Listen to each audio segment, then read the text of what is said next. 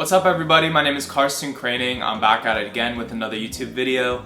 Today I want to talk to you about the brands you should know going into 2024. These are some new brands, some old brands, some big brands, some small brands. These are some cool brands that I think are definitely underrated or might pop off in 2024. I did a video like this last year and people really appreciated it. But without further ado, let's just get right into it. First on this list is Professor E. Professor E is a Taiwanese avant-garde brand that launched I think in 2017. And it has like an amazing use of materials and references a lot of historical garments. It's sort of a cross between like your artisanal brand and an avant-garde brand, like if Paul Hardin met Undercover and the soloist was also in there. There's also a lot of like interesting brand lore and world building, kind of like Hamkiss, and it's currently one of my favorite avant-garde brands doing it today. And while in the last few years it's definitely garnered a good amount of attention, I think it's really starting to pop off now. Again, what I think makes it so special is its use of historical fabric, textiles, and patterns. For example, I just got these pants from Professor E, which has this beautiful like historical fabric, but they've redone it into this boro technique. This is just one of those brands that if you're into that more avant-garde thing is going to be for you. So definitely go check out Professor E. The next brand I want to talk about is a little bit smaller and you probably haven't heard about it, but it's Black Merle. I think I'm saying that right, but Black Merle is like a clean-cut, technical darkwear brand based out of Korea. Definitely in that darkwear world with like Rick Owens, Julius, Boris Bajan Saberi. But what really differentiates it from a lot of the other darkwear brands is its distinct use of fabric and technical pattern. Often this fabric is custom or very limited. There's a lot of denims and cottons that they use, and oftentimes they have these very unique patterns, which is almost technical, like something you'd see at Valence. So it's this very cool brand that has this darkwear element to it, but also has this very like clean technical element to it. So kind of could either be something for someone who's into avant-garde or for someone who's into more like clean looking, like minimalist stuff. And also the other thing that's very cool about it is that it's pretty affordable compared to its contemporaries. By no means is this brand cheap or inexpensive, but it is pretty reasonable compared to its contemporaries, where you can get a really nice denim jacket for $300. When compared to Rick or Boris, you're rarely going to find a jacket for sub $800. In my last video, I only highlighted new and upcoming brands.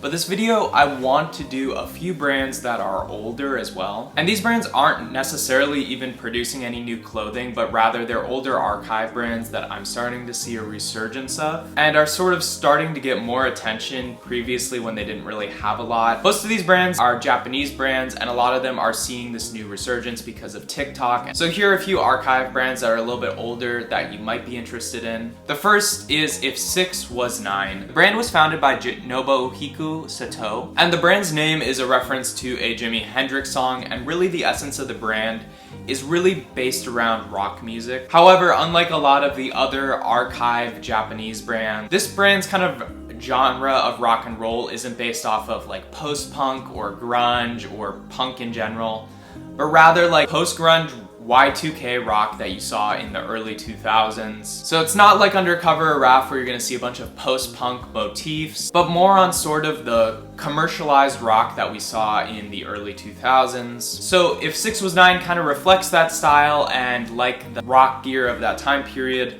there's a lot of uses of silks, furs, other ornate fabrics. One of the most popular items from ifsixwasnine that we're starting to see today are the raccoon fur hoodies. Beyond that, ifsixwasnine has a lot of other cool things. For example, fur jackets, unique washed jeans that are skinny or flared. There's a lot of mud wash items, and a lot of things with feathers or feather print motifs. Again, a lot of these motifs are references to Y2K rock. And there's also a lot of really cool artists repping it. For example, Lifeless Garments wears a lot of ifsixwasnine. I want to talk about Le Grand Bleu or LGB.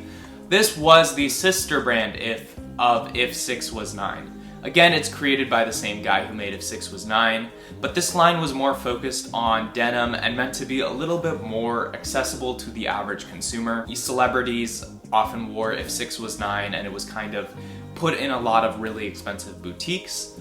But Le Grand Bleu was sort of focused on the more everyday consumer. They had their own retail store in Tokyo, and they sold a lot of the denim and more basic, a little less ornate items. It still has that very similar style and aesthetic of Y2K rock, and there are an amazing amount of really cool pieces. I want to talk about G.O.A, which is another Japanese brand from the late 90s to early 2000s. However, unlike the other brands from this era on the list, there's not a lot of information about G.O.A or G.O.A that I can find. I'm not even sure if you really pronounce it G.O.A or G.O.A. So if you know anything about G.O.A or its actual brand origins or where it came from, who produced the brand, let me know in the comments. But what we do know about the brand is that it was sort of in a similar vein to ifsixwasnine or LGB, where there's a lot of mud wash jeans, a lot of fur collars, a lot of the same cuts of pants. G.O.A was a little bit more military centric in their clothing. They had a lot of military inspired garments that are really, really sick. Kind of like Helmut Lang in a way. Again, very cool if you want to have the Ryuk from Death Note vibe. Next brand I want to talk about is Isamu Katayama. But unlike the other brands, Katayama is still very much active today. He still makes new clothes. He has a storefront in Tokyo that you can go to. But Katayama has recently gained more traction from the sort of younger crowd into his older archive pieces, because Katayama also has many rock-inspired aesthetics like the other brands. Especially in the 2000s, he had a lot more stuff that was closer to that. But his own aesthetic and take on that aesthetic is a little bit more tasteful and dialed down, as Katayama is an expert leather craftsman, and his label Backlash is both coveted by those sort of Y2K archivists as well as artisanal avant-garde fans. People who are into brands like Guidi, Rick Owens, Deep T Barth really also love this brand because it has amazing leather construction and leather quality, as well as some really unique washes of denim. Next on the list is Yasuyuki Ishii. Ishii is an avant-garde designer out of Japan. He's been designing clothes since at least the 90s and then producing art since the 80s. And there have been a lot of different eras in his sort of design where he started doing this very maximalist stuff pretty early in his career.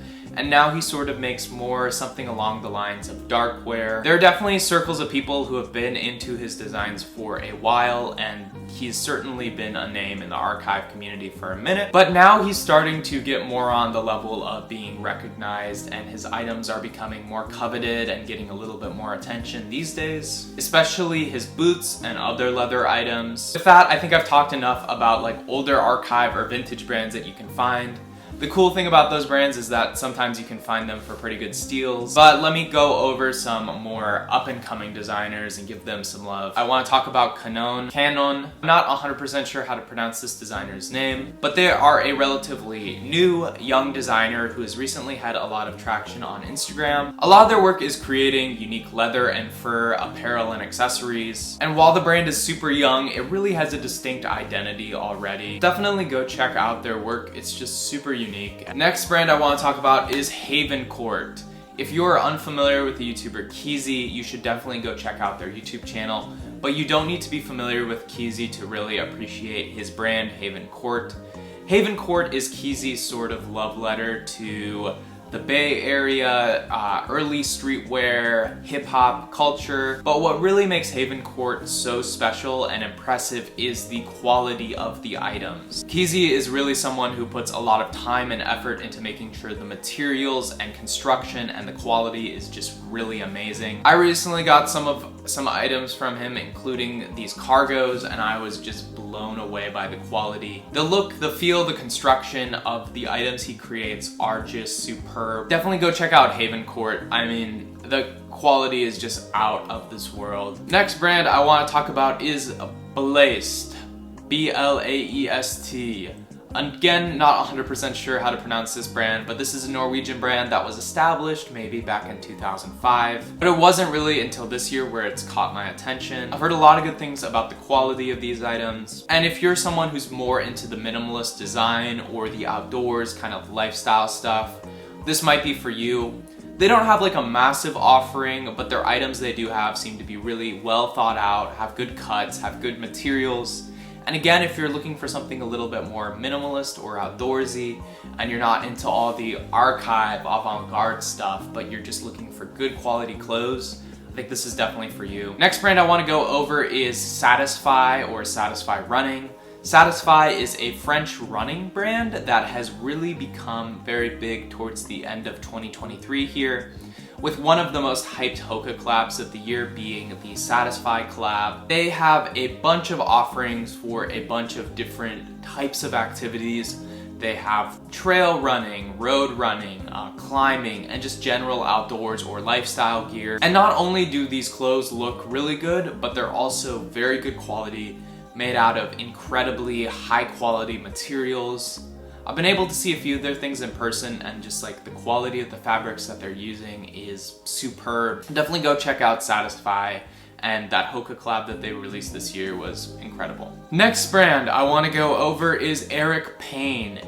Payne is a luxury shoemaker from Los Angeles, and he makes these incredibly well constructed and high quality premium leather shoes with this giant sole. All of the materials are from like Japan and Italy, and apparently it's just some of the highest quality materials that can get put into a shoe. And they are some of the best quality shoes I've ever seen. I have a few friends who have owned pairs for a couple of years, and seeing them fresh to a couple of years in, like there's not that much of a difference. They just hold up super well because the materials and construction and the design is just such a high quality shoe. They've done some projects with Tommy Pointer, The Help, Noah Dillon. So definitely check them out if you're looking for your next sick shoe that might last you a few years. A few more brands I want to highlight, though I do want to give a disclaimer that I do have personal relationships with these people. Some of them are friends. However, I don't believe that discounts work. First is Tommy Pointer. Tommy Pointer is my close friend who I've done a lot of work with. He has a very American internet culture indie feel to his brand, does some very interesting cuts, and I know he's coming out with some things just around the corner. So definitely want to go check out and be on the lookout for his stuff. The brand I want to highlight is my friend Ezra Kettersmith. He makes these very cool, long, flowy, avant-garde, somewhat similar to something along the lines of like maybe a Yoji, a Craig Green, a Kiko, and he's been just killing it lately, putting out a new piece every week. So definitely go check out him as well. Then we also have my friend Sam Liepkie. Sam is a friend of mine who also has a brand that's very technical. He just does a lot of amazing construction, and a lot of the technical aspects of the brand are just very well thought out and very precise. If you're looking for something that's very technical, contemporary, and really an interesting complex garment with a very interesting pattern, go check out Sam's brand. He's amazing. I've done some work with him before. Very, very talented. Before we wrap it up, I also have a brand called Cannone, which you can also check out, though I'm not gonna shill it too much. But with that being said, those are my brands that you need to know for 2024. If you like this video, give me a follow, give me a like, give me a subscribe, as most people who watch these videos aren't subscribed. And with that being said, have a wonderful day. Again, my name is Cannone.